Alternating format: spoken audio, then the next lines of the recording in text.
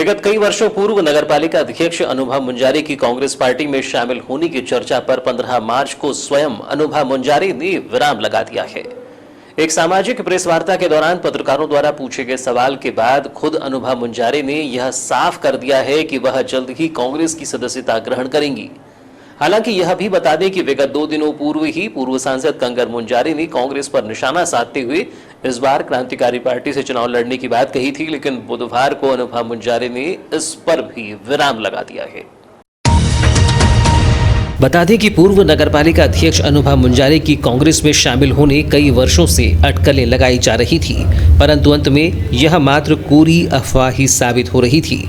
अभी 2 दिनों पूर्व ही पूर्व सांसद कंकर मुंजारी द्वारा प्रेस वार्ता के माध्यम से दिए गए बयान के बाद से यह लगने लगा था कि इस बार भी अनुभा मुंजारी का कांग्रेस में आने की बात मात्र झूठी अफवाह है।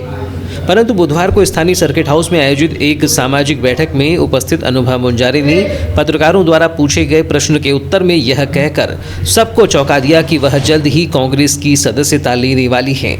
चर्चा के दौरान उन्होंने कांग्रेस प्रदेशाध्यक्ष कमलनाथ और पूर्व मुख्यमंत्री एवं राज्यसभा सांसद दिग्विजय सिंह से हुई चर्चाओं की जानकारी भी पत्रकारों से साझा करते हुए इसे जनता की आवाज बताया।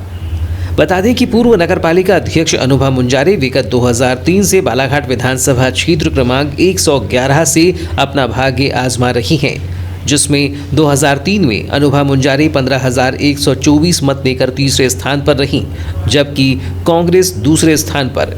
कुछ ऐसा ही आलम 2008 के विधानसभा चुनाव में भी दिखाई दिया।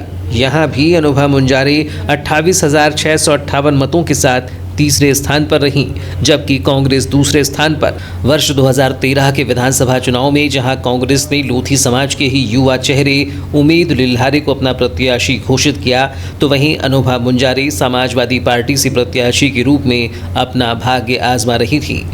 इस चुनाव की सबसे अनोखी बात ये रही कि कांग्रेसी कार्यकर्ता और अन्य कई बड़े नेताओं ने खुलकर अनुभा मुंजारी के समर्थन में सामने आए और खुलकर अनुभा मुंजारी का साथ दिया, जिसके परिणाम भी चौंकाने वाले रहे। यहां अनुभा मुंजारी 69,439 मत लेकर दूसरे नंबर पर रही, जबकि यहां कांग्रेस 5,786 मत लेकर तीसरे स्थान पर लुढ़क गई। इस चुनाव में भी अनुभा मुंजारी महज 2,500 वोटों से पराजित हुई।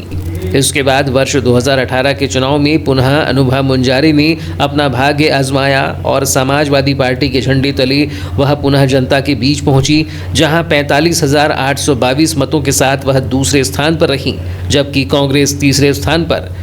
लेकिन वर्ष 2023 में होने वाले विधानसभा चुनाव के लिए अनुभा मुंजारी के बयान ने जिले ही नहीं अपितु प्रदेश में भी सभी के कान खड़े कर दिए हैं।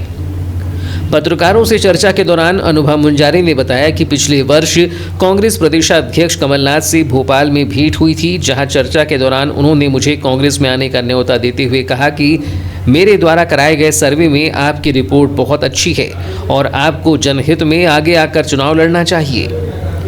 पूर्व नगरपालिका अध्यक्ष अनुभा मुंजारी ने बताया कि पूर्व मुख्यमंत्री और राज्यसभा सांसद दिग्विजय सिंह ने भी दूरभाष पर चर्चा के दौरान कहा कि अब फैसला करने का वक्त आ गया है। जनता की सेवा और बालाघाट के विकास के लिए जनता की आवाज़ सुनना चाहिए। मैं ये बात खुल रही है तो मैं स्पष्ट बता दूं, मेरी 19 सितंबर 2022 को प्रदेश कांग्रेस कमेटी के माननीय अध्यक्ष और मध्य प्रदेश के पूर्व मुख्यमंत्री माननीय कमलनाथ जी से व्यक्तिगत भेंट मेरी और मेरे पुत्र शांतनु की भोपाल में उनके शासकीय जो कार्यालय है वहाँ पे हमारी भेंट हो चुकी है। और माननीय कमलनाथ जी ने खुद इच्छा जाहिर की, उन्होंने अपना आशीर्वाद प्रदान किया और उन्होंने खुद इच्छा जाहिर की कि भाई जनता की आवाज़ है अगर, और तुम्हारी मुझे जो सर्वे मैंने करवाया हूँ उस सर्वे में तुम्हारी रिपोर्ट बहुत अच्छी है, टॉप पे तुम हो, तो अनुवा तुम क्यों नहीं कांग्रेस का दामन थामती और अनुवा तुम चुनाव क्यों नहीं लड़ती बालाघाट विधानसभा क्षेत्र से। तो मैंने कहा आदरणीय, मैं सबसे पहले तो मैं आपको बता दूं कि मैं आपसे सौजन्य भेंट करने आई हूँ, मैं राजनीतिक और चुनावी बातें करने के हिसाब से यहाँ नहीं आई हूँ, लेकिन अगर आपका आशीर्वाद मिलेगा तो इस दिशा में मैं सोचूंगी। इतना मैंने कहा तो उन्होंने कहा कि बिल्कुल तुम्हारे जैसे लोगों की ज़रूरत है, तुम आओ मैदान में और संघर्ष जो तुमने इतने साल किया है उस संघर्ष का प्रतिफल ये होगा कि तुम एक जिम्मेदार पद पे आओ और जनता की सेवा अगर तुम करना चाहती तो तुम इस रूप में करो। ये उनका आशीर्वाद। और बेटे शांतनु को भी उन्होंने कहा कि बेटा तुम भी यूथ कांग्रेस में आओ और युवाओं के बीच में अपनी एक इमेज बनाओ, एक अच्छे परिवार से हो, तुम एक नामी परिवार से हो, तो उसका तुम जनता को उसका लाभ दो। तो ये बात हुई। उसके बाद फिर आप लोगों को पता है कि हमारे यहाँ माननीय मुंजारी जी का स्वास्थ्य अचानक खराब हुआ और हम लोग इतने ज़्यादा परेशान हो गए उनकी सेहत को लेकर कि हमारा इस पर ध्यान ही नहीं रहा।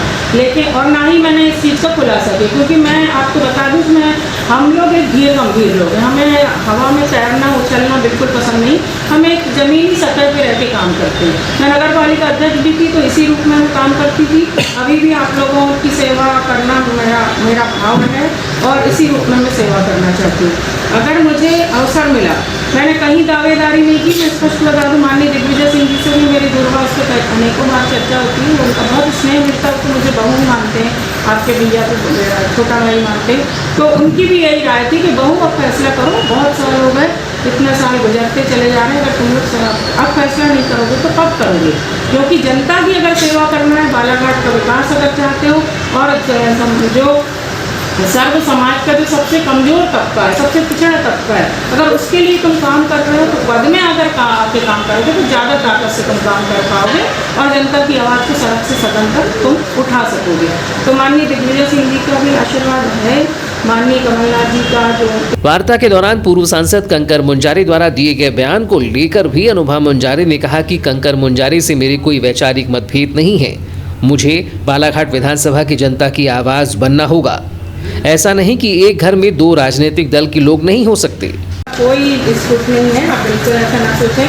मैंने कहा कि मैं एक भारतीय नारी हूँ और माननीय मुंजारी जी की धर्मपत्नी हूँ, उनके बताए मार्ग पर मैं हमेशा चलती रही, हमेशा चलूँगी, उनका सम्मान मेरे लिए सर्वोपरि है। लेकिन जहाँ तक राजनीतिक क्षेत्र की बात है तो अब क्योंकि बालाघाट विधानसभा क्षेत्र की जनता में बात है तो मुझे जनता के लिए आगे आना पड़ेगा ना, और जनता की आवाज़ मुझे बनना पड़ेगी, सुनना पड़ेगा। और ऐसा तो कहीं है नहीं कि एक परिवार में दो दल नहीं रहे या दो पार्टियां नहीं लगी हैं, बहुत सारे उदाहरण आपके सामने। और मैं फिर कहूँ कि मेरे लिए माननीय मुंजारी जी बहुत सम्मानीय हैं, हमेशा रहेंगे और मेरा उनसे कोई वैचारिक मतभेद नहीं, किसी भी तरह का नहीं। वो मेरे से बहुत बड़े हैं, बहुत अनुभवशील हैं, बहुत सारे उनको सारी जिम्मेदारियां उन्होंने निभाई और वो सब कुछ समझते हैं। लेकिन अभी जो ये निर्णय की स्थिति, अगर मैं जनता की ना सुनूं तो जनता के साथ में क्या कर रही हूँ, क्या उनके विश्वास को मैं लेके चल पाऊँगी क्या? आप ये बताइए।